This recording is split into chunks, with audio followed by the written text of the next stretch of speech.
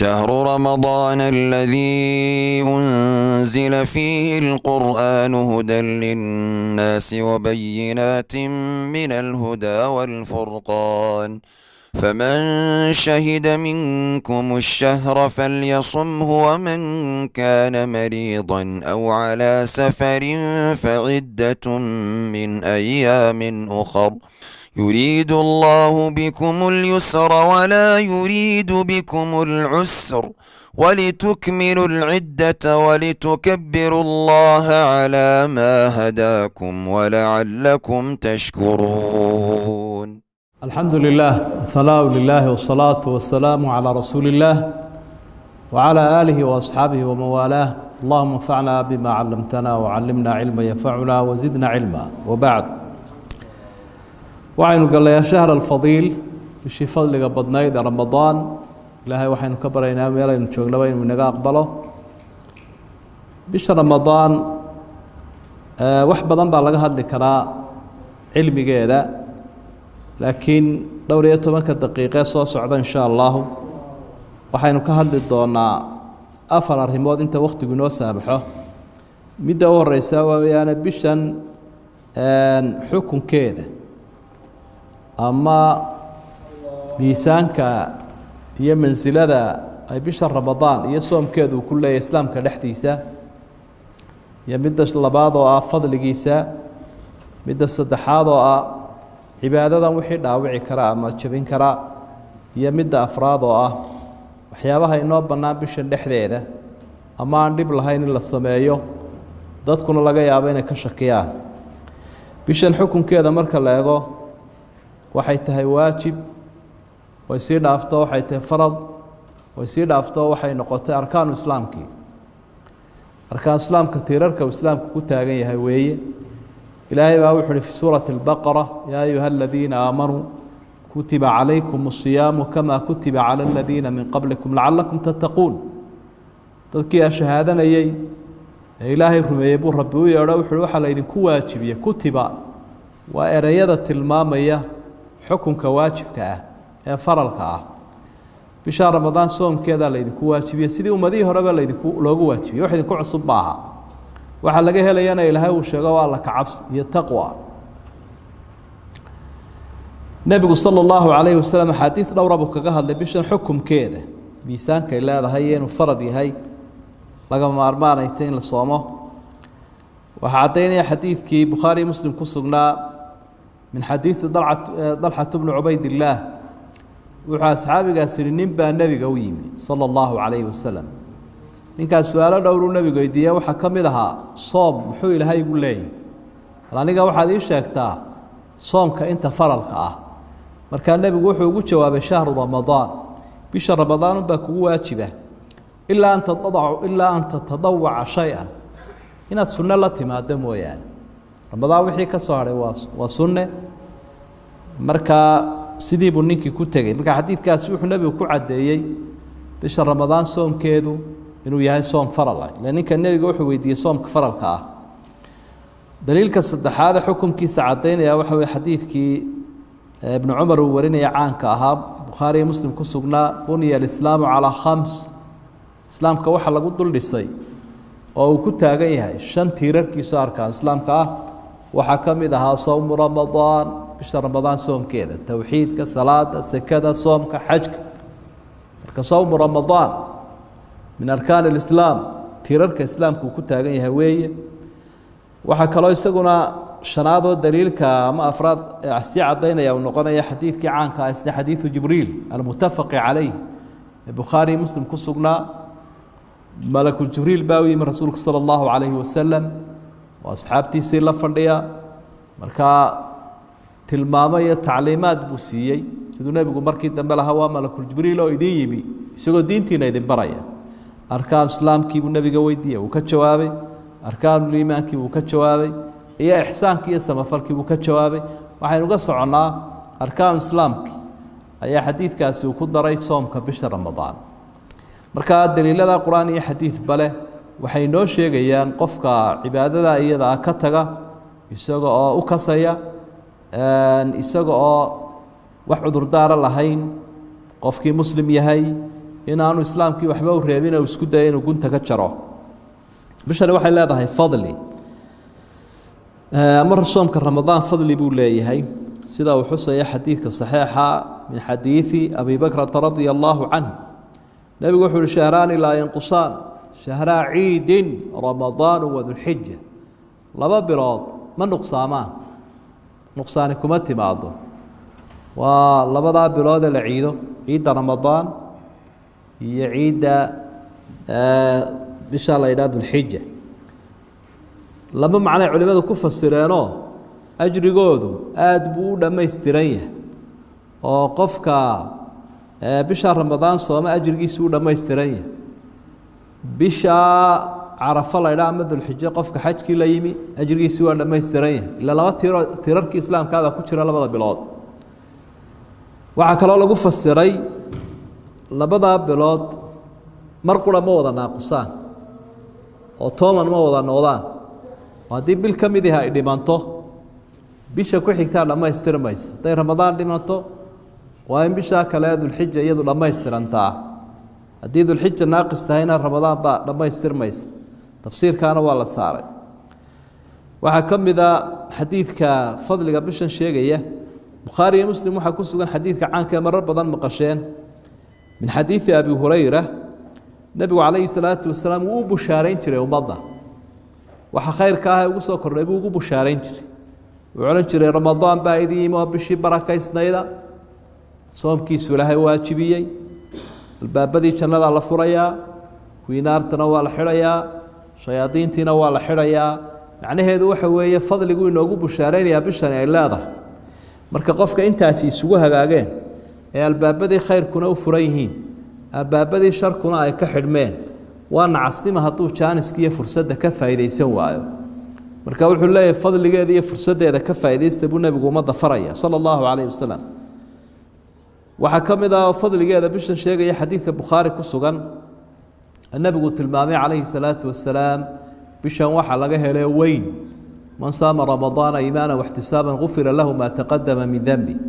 qofka bisha sooma buu nabigu sooma isagoo ilaahay ajri kaga doonaya isagoo rumaysan waxa loo ballan qaaday waxa laga dhaafayaa dembigiisii hore oo dhan baa laga dhaafayaa ilaahay hadduu doono wuu kaa raacinayaa kii cuslaaye waaweynaana inkastoo axaadiidta qaarkood ay tilmaamayeen ida tunibat ilkabaa'ir dembiyada waaweyn haddii laga dheeraado isagana wuu ka toobadkeenayaa qofku bisha fadligeeda waxaa ka mid ah inuu nabigu xusay calayhi salaatu wasalaam ramadaantii hore ilaa tan inta ka dhaxaysa waxaa lagu dhaafayaa tan dambe qofku ramadaantii hore intii ka dambeysay dabcan dembiyuu galay tanaa ilaahay uu kaga dhaafaya waramadaanu ilaa ramadaan mukafiraatu lima baynahun labada jumco labada salaadood labada ramadaan inta ka dhexdhexaysa ayaa ilaahay uu ka reebaa qofkan wixii ku rarnaaya dembi ahaa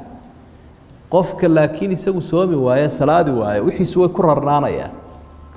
dembigiisii wuu isfuulayaa waa mutaraakib aakhire isagoo buuraleeg buu la soo xaadiraya fadliga bisha waxaa ka mid a in habeen qaali uu ku jiro oo laylatulqadri la idhaah oo tobanka dambe ku jira oo qofku cimrigiisu intee hore u kaco qarni wax ku dhow buu cimrigiisu hore u kacaya fadligiisu wuu fara badan yahay bishan ama hada shahr alfadiil ilaa markaynu ku soo dhaafno waxaynu u daadegaynaa si fadligan qofku u helo axkaamtiisa ama qawaaniinta iyo nidaamka islaamku u dhigay iyo cilmiga cibaadadan qaaliga ee u baahantay oo waxay qiimo yeelanaysaa marka had iyo jeer cilmigeeda la xaqiijiyo waxyaabaha ugu muhiimsan waxaa ka mid ah inaad garato bishan iyada ah waynu soo horreysiinaynaa bal si la isaga ilaaliyo waxyaabaha bishan kaa burin karaa waynu ka hadli doonaa axkaamta kale arkaamta iyo shuruudda iyo baahi loo qabo daraaddeed waxaynu usoo horreysiinaynaa cibaadadan maxaa kaa waxyeeleyn kare kaa dhaawici kara ama kaa burin kara waa arrimahan soo socda alaklu washurbu camdan qofkii in uu afka iyo afka ka qaato wixii cunadii iyo cabiddii wuxuu cuno iyo wuxuu cabo waxaa la mida dawadii kiniin iyo tusharoobaa mid kasta ahaatee wixii qofkaasi uu afka ka qaadanayo waa ka burinayaa soomkii waxaa ka jebinayaa isaga oo iska hunqaaciya sida intaba nusuus iyo axaadiid baa wada xusaysa quraan iyo xadiidba marka hadduu qofkii iska hunqaaciyo ogaan soomkii waa ka jabaya haddii laakiin hunqaacadu ay daralla uga timaado oo isaga awooddiisa iyadoo ka baxsan ma ka jabaya soomkii afkunbuu iska maydhaya wasakh waxaa ka mid ah idkhaalu lmaa'i fi lanf biyihiiyo sanka iskaga shuba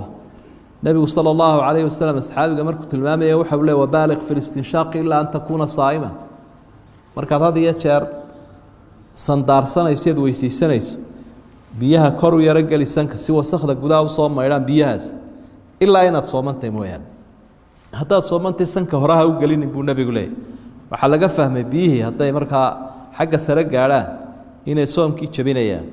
galmadii baa ka jebinaysa ninkii afadii oo sooman haddii ay galmo sameeyaan soomkii waa ka jabayaa axaadiidta saxiixa siday tilmaamayso istimnaagii baa jebinaya biyii taranka qofku iska keeno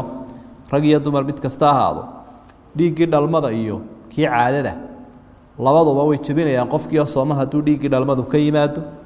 ama ruuxii dumarka ahayd ay dhasho ilaahay baynu ka magan gallay waxa qofka ka jebinaya riddada